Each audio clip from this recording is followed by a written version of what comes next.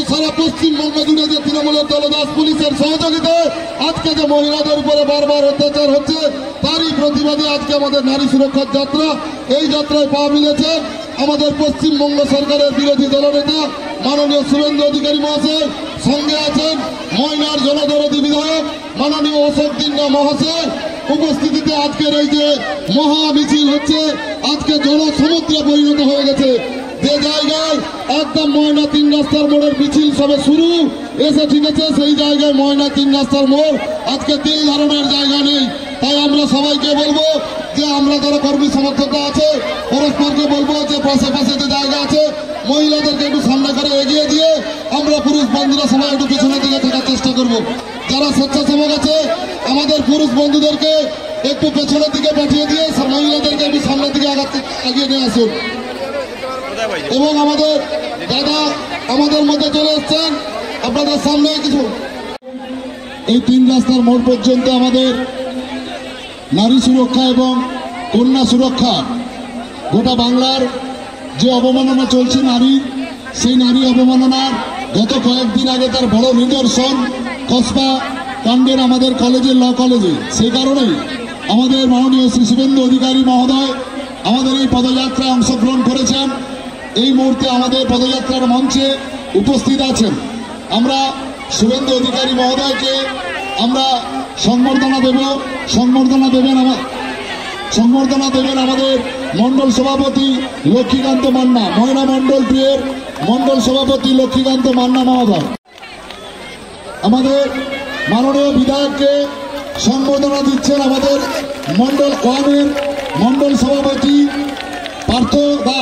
পার্থপ্রতিম দাস, মন্ডল সভাপতি পার্থপ্রতিম দাস,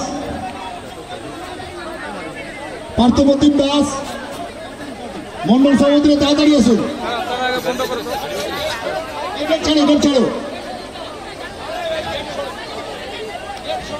এরপর আমাদের জেলা সভাপতি, আমাদের তমলুক সাংগঠনিক জেলার সভাপতি মাননীয় শ্রী মলয় সিনহাকে আমাদের সংবর্ধনা দিচ্ছেন মন্ডল 3 সভাপতি শ্রী উত্তম সিং মহোদয়।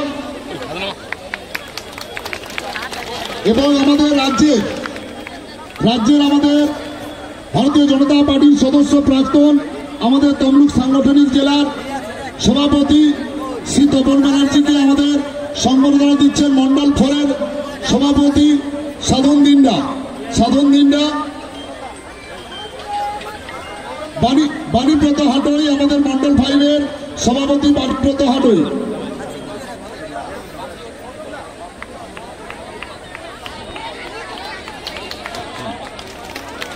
আমাদের জেলা সম্পাদক অর্থাৎ আমাদের পূর্ব মেদিনীপুর জেলা পরিষদের বিরোধী দলনেতা আমাদের লড়াকু সাথী বামদেব গুচাই মহোদয়কে আমাদের সংবর্ধনা দিচ্ছেন সম্রাট সামন্ত মহোদয়।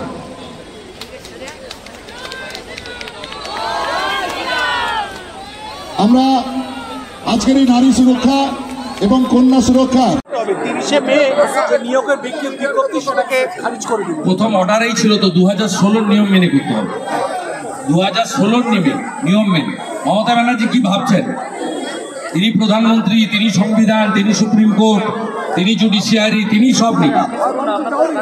সুপ্রিম কোর্ট যদি এই অর্ডার দিয়ে থাকে, আমি অর্ডারের কপি পাইনি, আপনার কাছে শুনে বলছি, অত্যন্ত অ্যাপ্রোপ্রিয়েট অর্ডার। সুপ্রিম কোর্ট যখন ভার্ডিক্ট দেয় অনারেবল চিফ জাস্টিসের বেঞ্চ, তখন ক্লিয়ার বলেছিল 2016 নিয়ম অনুযায়ী রিক্রুটমেন্ট করতে হবে এবং 2016 অ্যাপ্লিকেন্টদেরই অ্যাপ্লিকেশনের সুযোগ দিতে হবে।